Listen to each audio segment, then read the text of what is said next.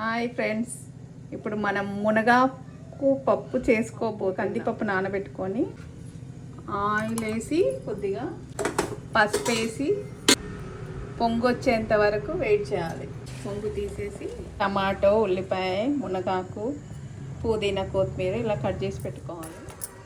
పుదీనా, కొత్తిమీర ఇందులో పప్పులో వేసి విజిల్ పెట్టుకోవాలి.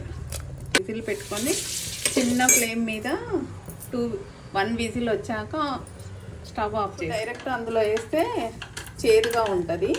అందుకే మునగాకును సపరేట్గా పోపు చేసుకొని ఇలా ఆయిల్ వేసుకొని వేసాక జీలకర్ర, ఆవాలు, వేపాకు వేసి ఉప్పు వేసి మునగాకు ఇందులో వేయించుకోవాలి.